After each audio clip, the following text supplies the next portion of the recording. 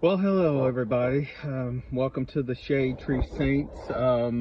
Maybe I'm not as enthusiastic as most YouTubers right now, but one of the things that I'm dealing with, the whole intention of this channel was to, do car revivals, tractor revivals, antique lawnmowers, go-karts, three-wheelers, everything mechanics.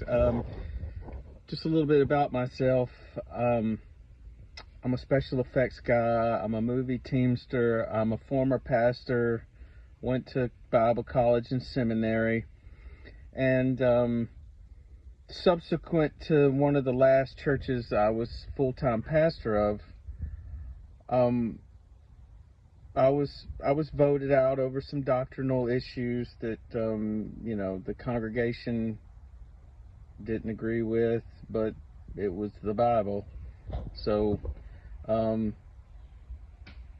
in ecclesiastical life, sometimes people are on the church rolls that don't attend, and they called in the ringers to vote me out, these people that didn't attend. So I just said to the Lord, I said, hey, look, you give me something to do where I can take care of my family and I can do church ministry for free, I'll do it. And within a week, I got asked by a guy named, well, I won't give his name, but by a special effects coordinator, could I put a pod on a minivan for a movie? And I was like, I didn't know about a pod. I knew who that guy was, and I knew I was going to say yes. And I said, yeah, sure. And at the time, I was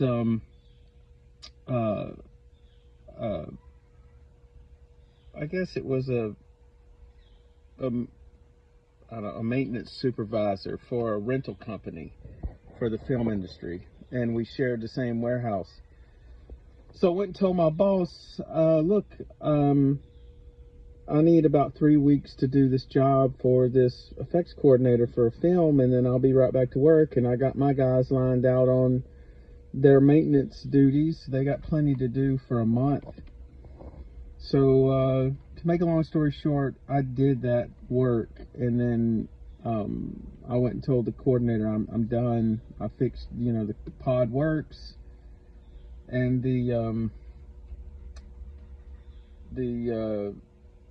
it was Stephen Ritzy. He was the stunt coordinator, approved of it, and the movie was Kidnapped. And I said, okay, I'm going to go back to my real job at Silver Screen with Casey. And he said, you can't. It's like, you have to be on set with that car every time it's on set. And I said, well, how often is it on set? And he said, it's a car chase movie. So I went back and quit my job and went and did this film for several months, and just thought, I should have a conversation with my family. And to make a long story short, I started working in the film industry as a special effects tech, and then I started running set on Keanu with Key and Peele. And then I did some coordination on some low budget stuff, and then I came and did some big blockbuster stuff. Anyway, I was one of the pyro technicians on Deepwater Horizon. You can look at my IMDb. I'm not going to do all that. But to make a long story short, again, I started noticing on Dawn of the Planet of the Apes that I started having some skin problems, and I never had any skin problems, So I went to the dermatologist, and he's prescribed me some topical steroids, and I would just get a little bit on my hands in the winter, a little around my neck and behind my knees, and that was, it was no problem. It would go away, come back in a couple of weeks, especially in the winter time. I just slathered a little bit of that on, and it was good. And I started getting it around my eyes, and the eyelids got all flaky, and they gave me stuff that was appropriate for my face. And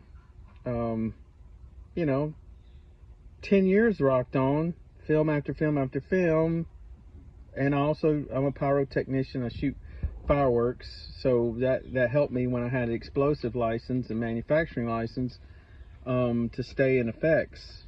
And you know, I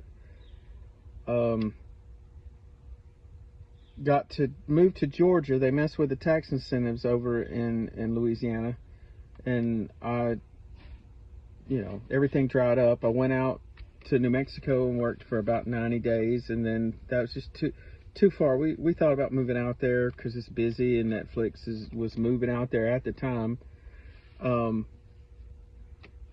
And I just told my wife, I said, find something close to Pinewood in Georgia, because the only stage I even knew about. So we bought 6 miles from Pinewood in a place south of Atlanta, and we've been here for 8 years. And the last show I coordinated was Zombieland 2, and I started having some mental problems, and we called it, you know, kind of snake bit. The clunker box fouled up on one of the scenes, and I just, you know, usually I'm fast on my feet with that kind of stuff. I had some stuff even go in camera. I heard a special effects, a stunt guy. We had some lifters that you make, and I put a little sand in some of them to lighten the load, and we put them in these trap mortars and would blow them for this phantom, for slow-mo stuff, a phantom camera. Anyway, got a little bit into his hand and gave him some blood blisters. It was nothing that was, you know, too traumatic, but it was a big scene on camera day.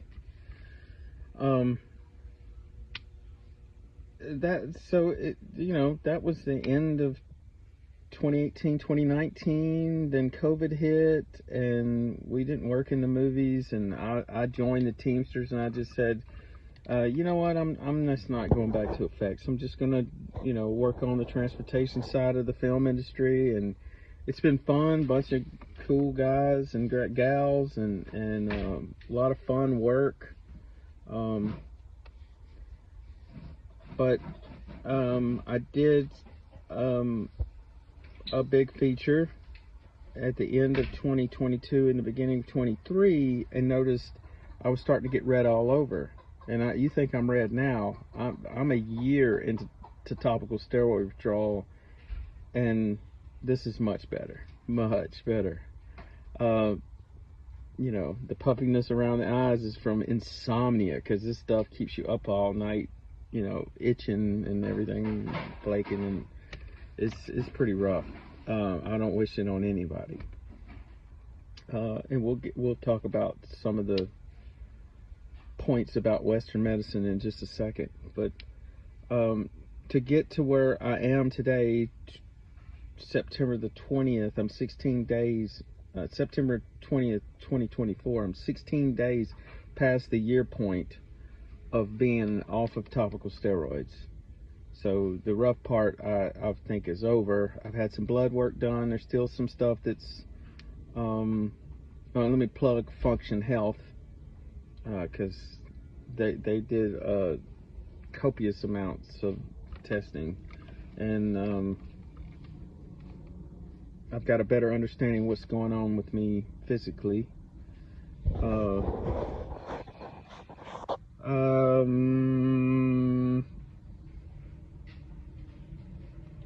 About April, I went to a primary care physician and had some blood work done, and she prescribed me some stuff called UCisa, and it worked really well. It wasn't a steroid, but it still is some sort of biologic that I'm glad I didn't keep using it, because it's probably would have some of its same stuff.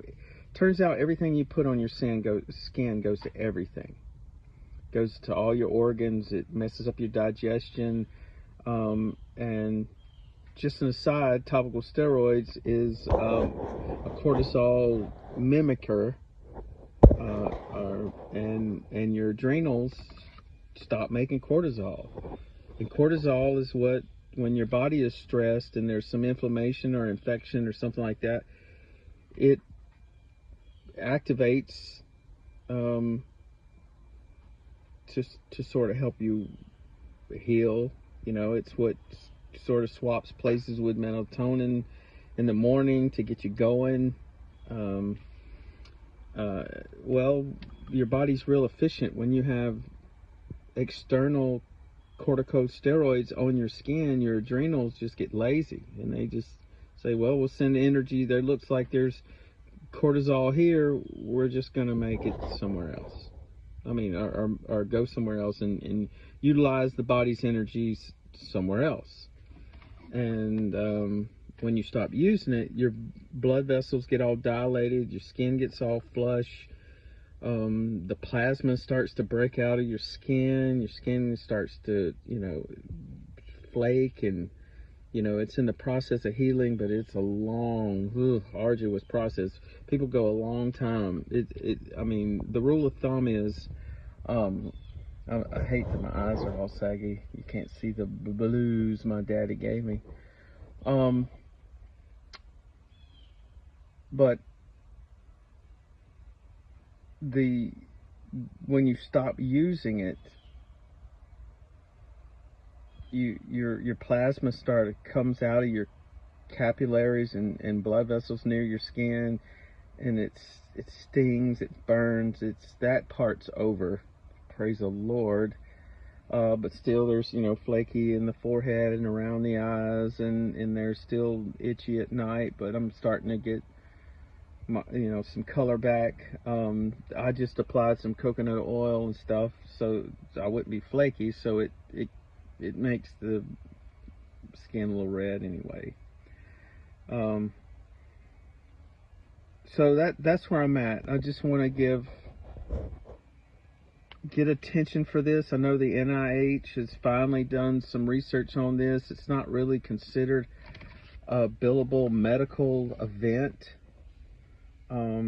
Another praise for the Teamsters. They require me to have this private disability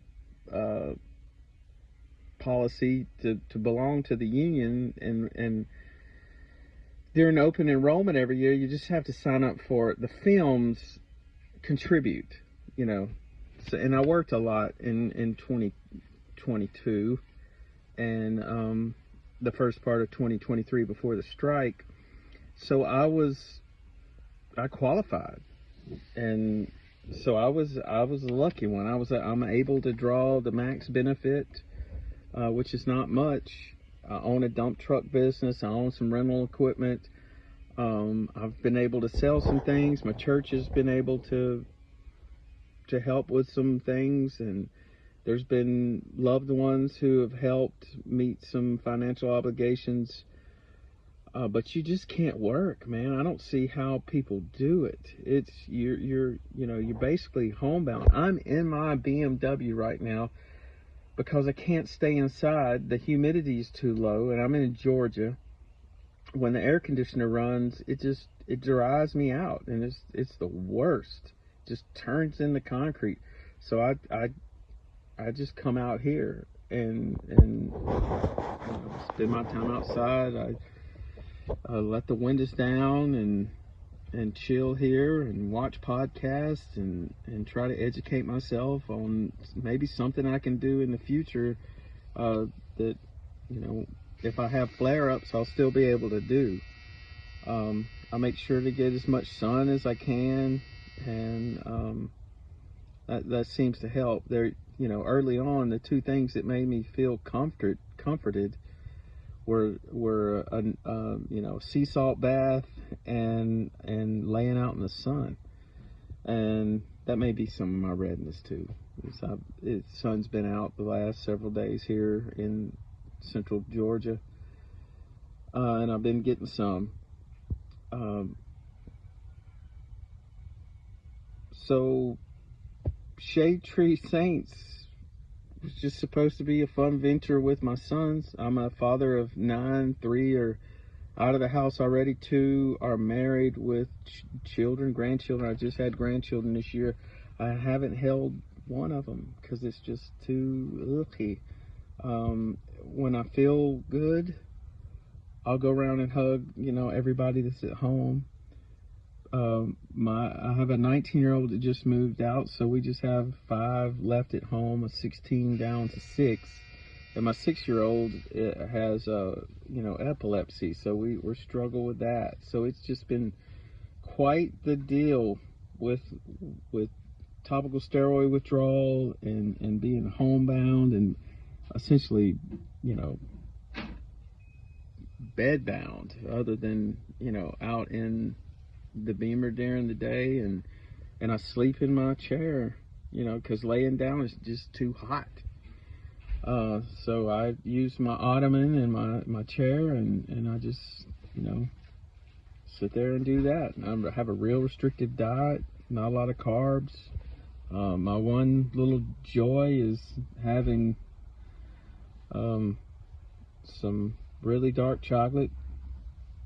But what are you doing? Your one joy. Oh, and you. Yeah, my wife is doing something spooky out there. Anyway, she's my one true joy for reals. Marriage is the gift of life. She's been a trooper, and she's really helped me out. I hate to be scratching on camera, but that's what's up.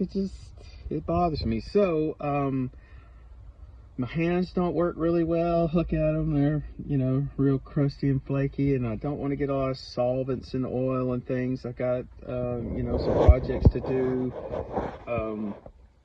I've got long distance vehicles to go pick up. I got projects sitting here. I've got the Gen X wagon. I'm doing it wrong. Over there, it's got parts all over the roof that need to be put on. It's the motors in it, transmissions in it. Got a 1972 International 1200 mower that needs the K301 Kohler rebuilt or replaced, and it's a good to go thing. Just a lot of stuff to do on the Duramax. But the object of this channel, as soon as the Lord is pleased to give me full healing, is to do enough recovery projects and flip them and monetize, and to be able to fix people's cars for free, to network with local churches and non-for-profits, with people that live in the suburbs, and they have transportation issues. And I've owned shops, I've worked in shops, I'm very mechanically inclined. It's just that engineering stuff, being a fabricator and a pyrotechnician, and knowing the Lord and knowing the scriptures and trusting Him when He hasn't delivered me from this. He has been my shield and my strength. That I'm anxious for nothing, but with all my prayers and supplications with thanksgiving, I'm making all my requests known to Him, and He is able to guard my heart in Christ Jesus. So in whatever state I am, I know how to be grateful. And you that are struggling with topical steroid withdrawal, make sure you're hugging, even though it hurts. Pet your dog. That oxytocin hit sometimes is all that you need to get you over the hump. Don't just fall into loneliness. And if you don't have a support group, you need to find one, and it is growing. The understanding of topical steroid withdrawal is coming around, and I pray that the medical profession in the West will have better stewardship when it comes to this kind of stuff. So that's basically to introduce myself, get a video going. I've got a video of some site preparation and some dump truck stuff. Still gotta have my 16-year-old teach me how to edit, but this is just sort of a stream of consciousness kind of thing to introduce myself and get something on the channel. But it's when I designed the channel or created it, it had a whole different perspective. But you know, back to the scriptures, man plans his ways, but God guides his steps. So hit me up in the comments, like and subscribe, share this with your friends. You know, the better this channel gets views, the more views it gets, and the more opportunities we'll have to do stuff to help people out. And you know, right now the frequency is going to be you know, there'll be 3 weeks of projects, and then the 4th week will be helping someone out pro bono, fix their vehicle, and you know, just try to be a blessing. So use your gifts for good. Love y'all. Bye. One last thing. I kind of dropped the ball in high grass right there. The whole explanation about the film industry was that 10-12 years of doing special effects stuff. How it works is you're 12 to 17, sometimes 20 hours on a movie set or at a stage, and what they do so you don't leave is they provide catering. They do breakfast with catering, and then there's something called crafty that provides snacks all day long. You're never without anything, and it's not the best stuff. And intuitively, because we would have as much as 8 kids at home, we you know, it cost us way too much money to go buy burgers and things from Walmart or Kroger or Publix or Sprouts. Sometimes we jump into one of those things and get some stuff when we were lacking, but basically there's something that we were introduced to way back in the aughts called Azure, and it was a co-op, and we would either belong to it or my wife would coordinate it, and it would just be monthly. A 18-wheeler would come, and these families would just get all of these bulk items that were healthy off of the truck, and you just live on that stuff. And you know, we've had gardens everywhere we went. But when I started working on the movies, and I was sort of sequestered, for lack of a better word, to the set, wherever it was located, on location, or whether it was at a stage, you were eating breakfast, you were having crafty snacks, you were having lunch. If you were there a long time, there would be you know, second meal, which, you know, there would be pizza or chicken wings or whatever, even Chick-fil-A sandwiches, which are not that good. You know, I think they may be worse than most other chicken things. And I'm in Georgia. That's blasphemy. But and most of my church family works for them. But I have a strong opinion now about ultra-processed foods. And turns out that the whole eczema onset, which I never had eczema as a kid, was because of eating ultra-processed food for, you know, a lifestyle. And then I noticed when I wasn't working on a film, my skin would clear up. And I thought it was something in the gunpowder, something in, you know, the metal work that we were doing, some of the warehouses that we would rent, you know, to do picture cars work and stuff like that. We worked closely with picture cars to do roll cages and car flips, and some of their, like Bus Bill and Slimbreck rented a place in Covington. It was pretty nasty. But, you know, that's the long and the short of it, it was the poor diet. You know, when you can't expel toxins through regular elimination through stool and urine, it's going to try to come out your skin, and it's going to give a histamine response. And the Western method is just to diagnose the symptom. You know, atopical dermatitis. That's really not it's not really doing anything. They just give you some cream for the symptom.